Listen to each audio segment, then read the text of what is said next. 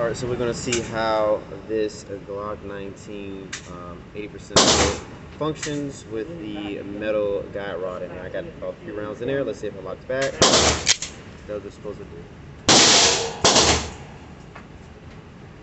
Trying to make sure I get that camera angle for you guys. Okay. That should lock back. And it does. Awesome. Awesome. All right, great day. Welcome to MD Ready. My name is Mark, and as you saw before, we did a little practicing or displaying of the metal recoil spring guide rod, right? The guide rod setup. So make sure you guys like, share, subscribe. Before we really get into it, guys, thank you so much. We're over 1,000 followers on our IG, over 1,000 subs on our YouTube. So thanks again. Now let's get into the information. This firearm is cleared, right? This is the polymated I was shooting. You can see the steel guide rod there. As a matter of fact, just to make sure it's easier, let's go ahead and take it out. Let's take it out. So,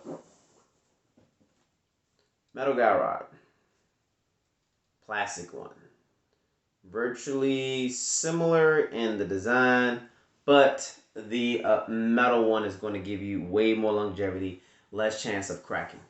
I'm going to tell you guys a story.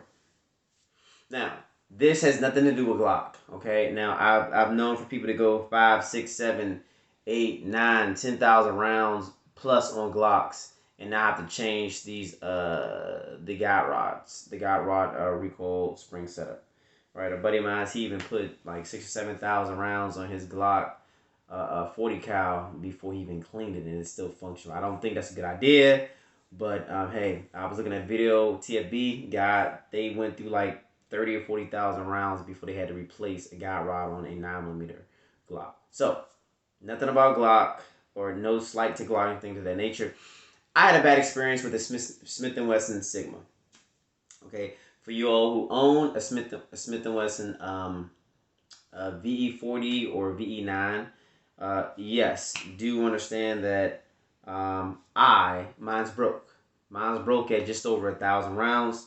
It was like this. Okay, damn near scared the hell out of me because I just happened to be at home cleaning it, rack to back. This snapped in half. I don't know if Smith & Wesson's plastic from when they made the Sigma was cheaper or whatever it may be. Who knows? There could have been a variety of factors that caused it to break. Maybe me being a little rough with the gun, and I had a 40 cal, so 40 cal is going to put a little more wear and tear in the firearm than a 9mm would typically. So, but in any event, that told me that if my gun comes with one of these, get one of these. Various reasons. Number one, reliability. It functions great with it.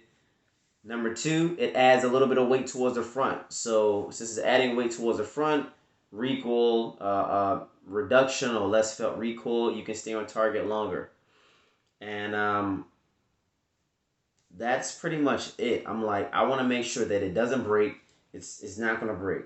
Now, of course, if you're like strong as a Hulk, you can snap it and have like a toothpick.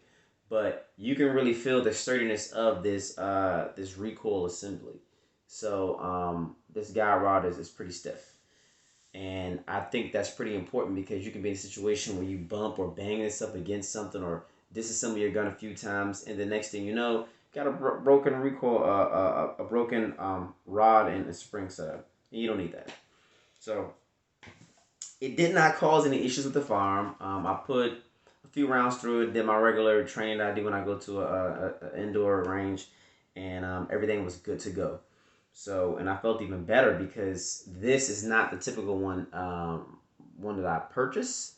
The one I typically purchase is from, I think it's a Wolf. I think it's usually a Wolf, but it doesn't matter. The fact of the matter is metal and it works. That's all that matters to me. So guys, with that being said, if your firearm comes with one of these, plastic guide rod setup and recoil spring, and a guide rod setup and spring, I would highly encourage you to, I don't care what kind of gun it is, if it comes with it, get one of these. Now the good thing is about the Gen 4, it has like the dual spring setup, and you got like plastic, metal, spring, and more metal. So I feel more confident about that, but not really digging this one here. So that's usually one of the first things I change in any of my Glocks or Polymer 80 setups. All of them have this. You can even feel the difference. This feels sturdier. This feels like a piece of paper. This actually has some weight to it. So guys, with that being said, please make sure you guys like, share, subscribe, and comment. I honestly want to know, hey, listen, what do you guys use, right? Like, what's your setup? Are you like, nah, I'm okay. Glock did it right. Smith & Wesson did it right. Springfield did it right. I'm not going to do that. Or you more so on my side, or my side of the ledger. You're like, hey, listen, it could break. I don't trust it. It's plastic, and it's doing a lot of movement, okay? So you may change it. But guys, again, like, share, subscribe, comment. If you got any ideas for new videos that you want to see, definitely DM me on my IG, MD_ready. And most people know that I get back pretty quickly. God bless you guys. Take care.